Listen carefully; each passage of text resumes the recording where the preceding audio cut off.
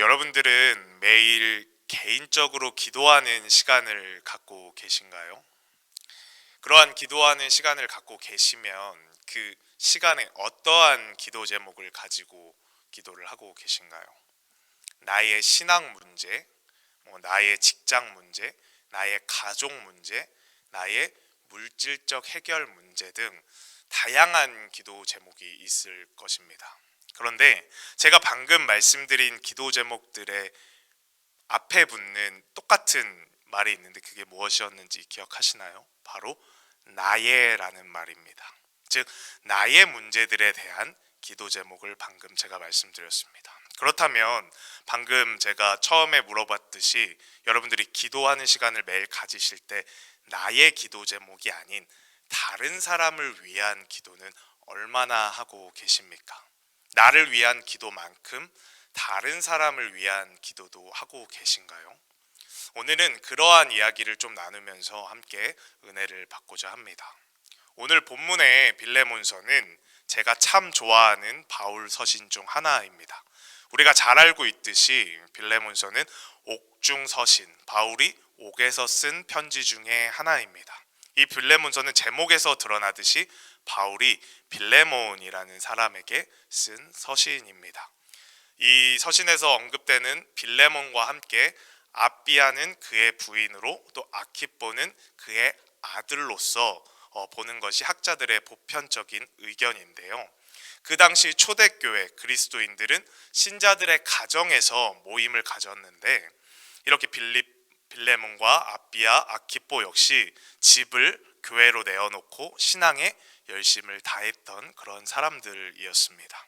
그런데 여기서 누구보다 중요한 인물, 우리가 기억해야 되는 인물이 있는데요. 바로 오네시모라는 사람입니다. 오네시모는 원래 빌레몬의 종이었는데 그에게 불의를 일으키고 도망을 치게 됩니다. 그는 로마로 도망을 치게 되었고 그곳에서 사도 바울을 만나서 신앙을 가지게 됩니다.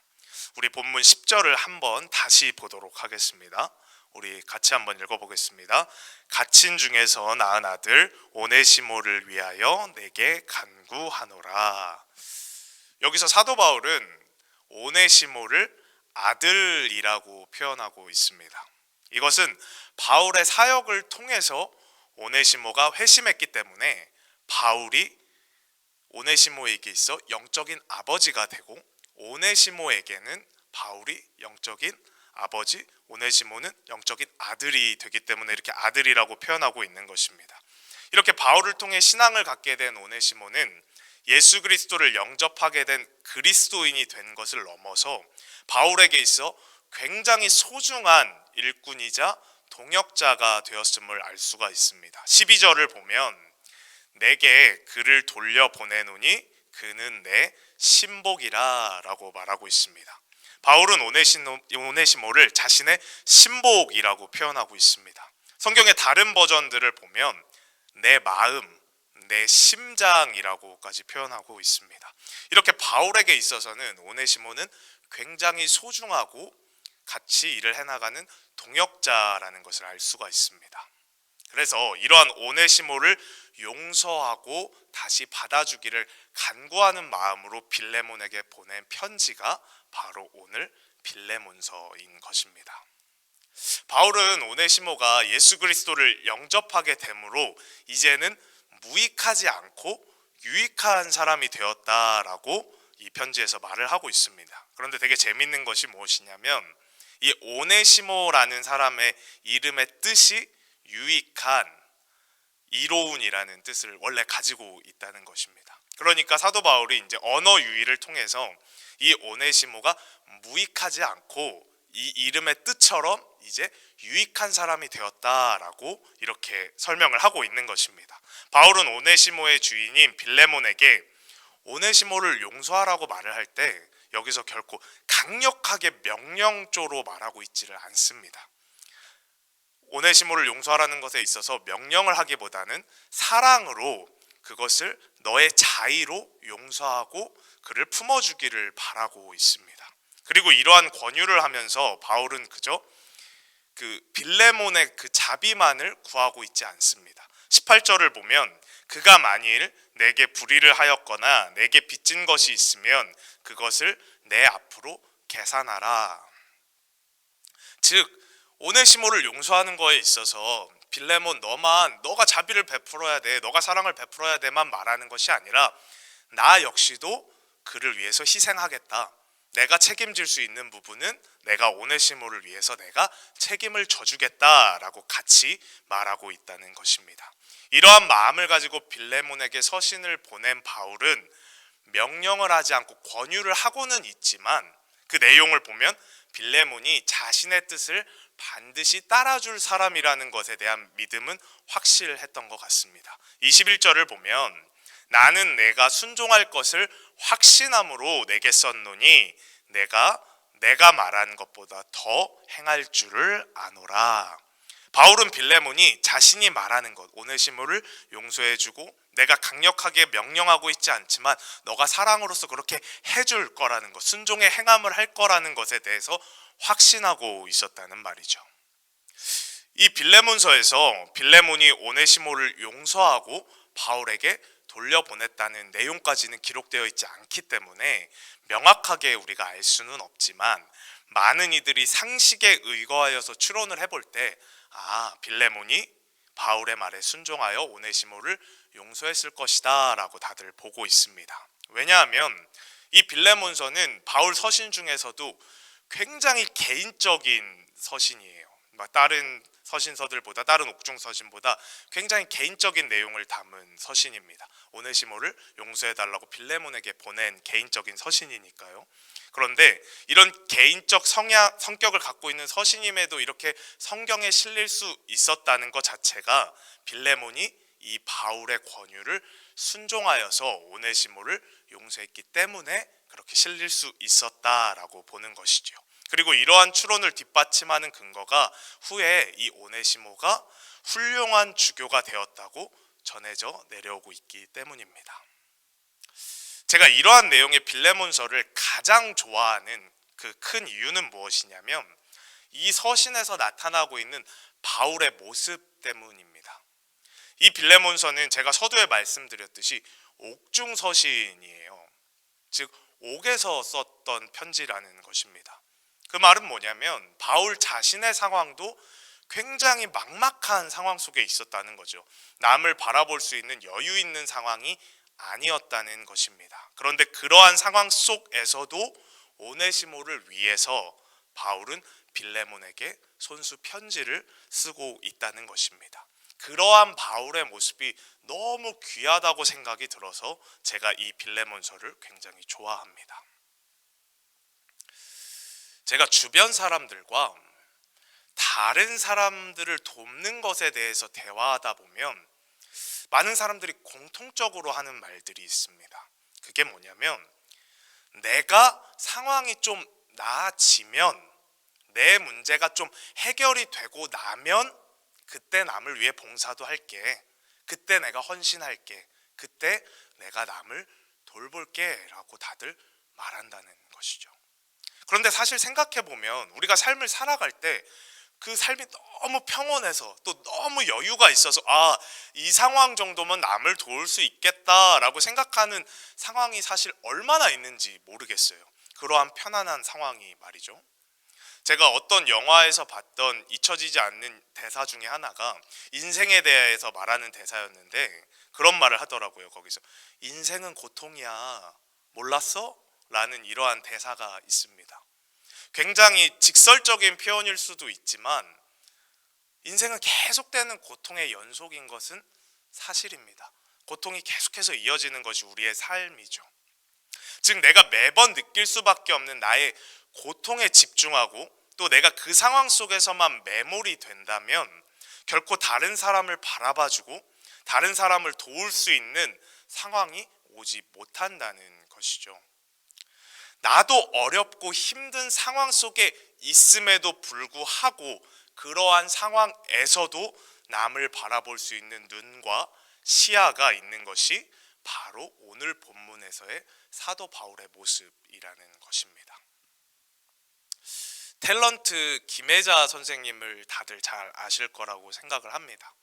우리가 김혜자 선생님을 생각하면 가장 먼저 떠오르는 이미지 중에 하나가 그 아프리카에 가서 봉사를 하고 계시는 그런 사진들이 아마 머릿속에 딱 떠오르실 겁니다.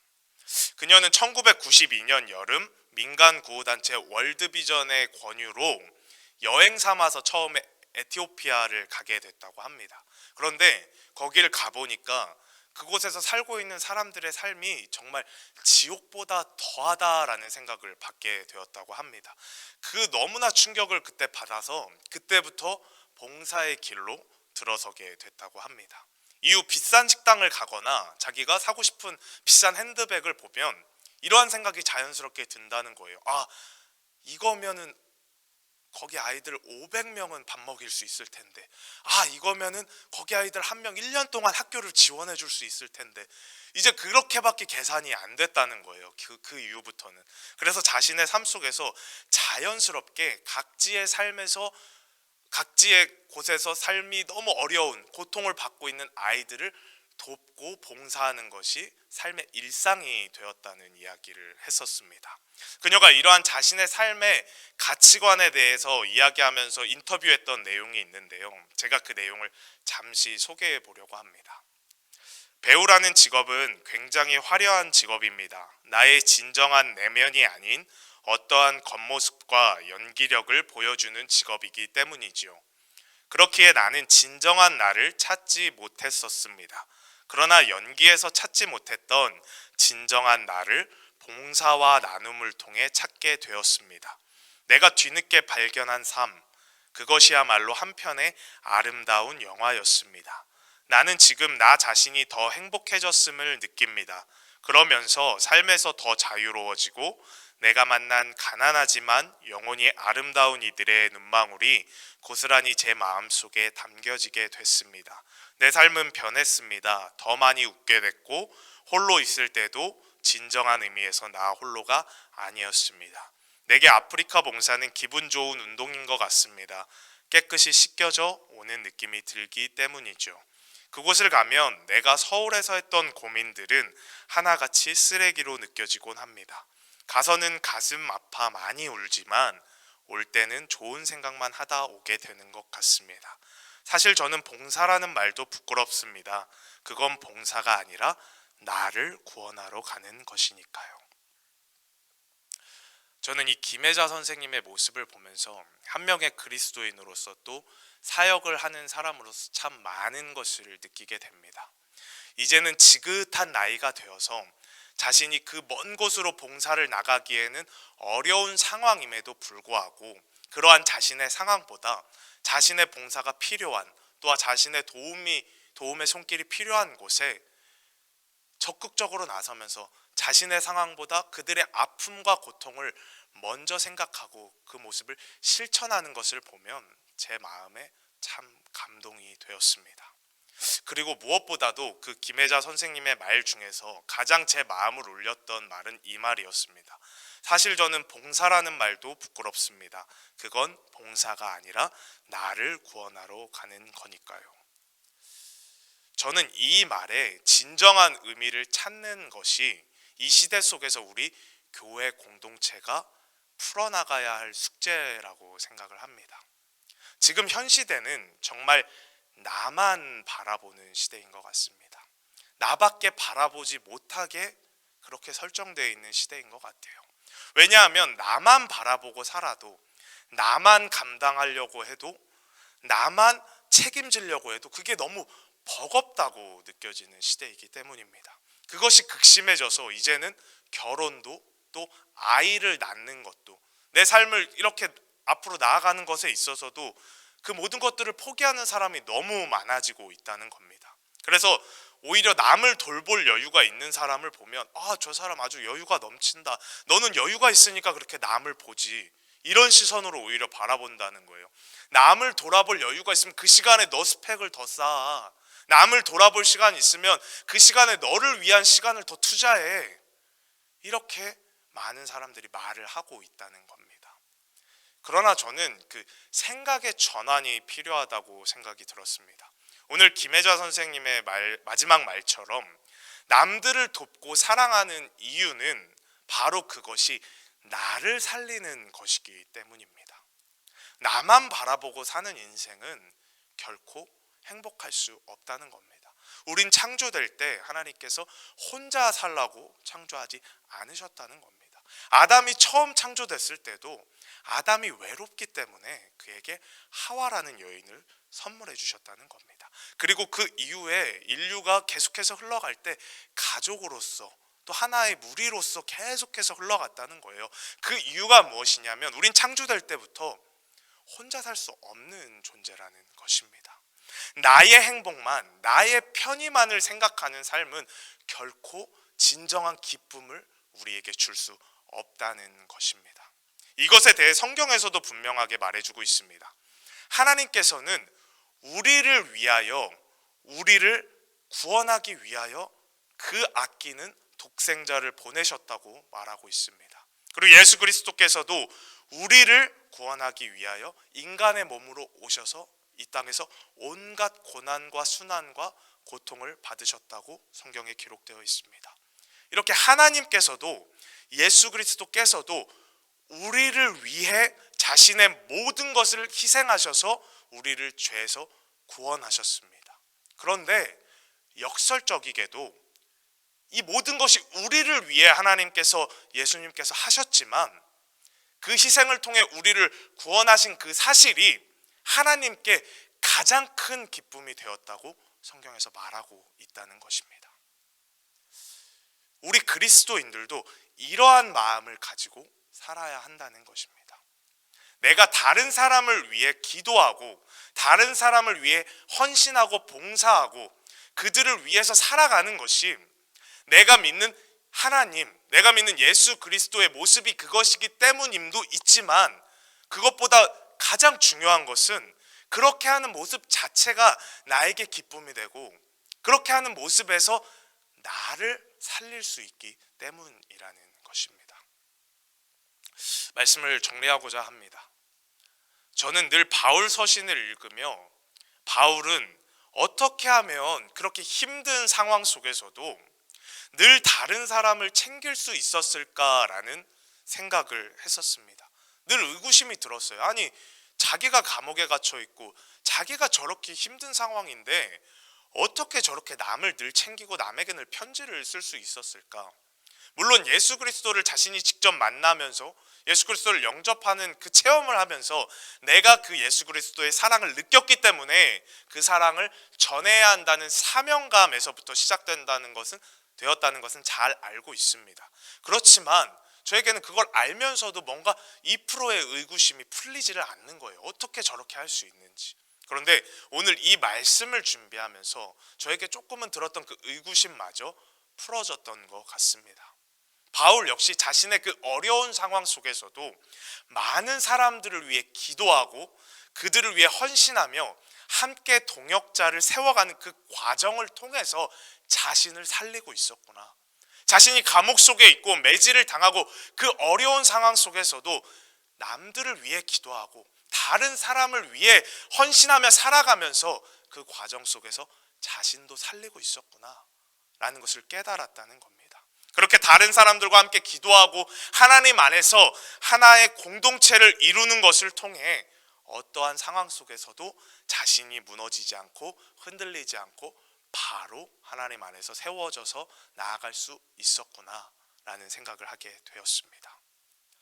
저는 오늘 이러한 마음을 가지고 함께 기도했으면 좋겠습니다.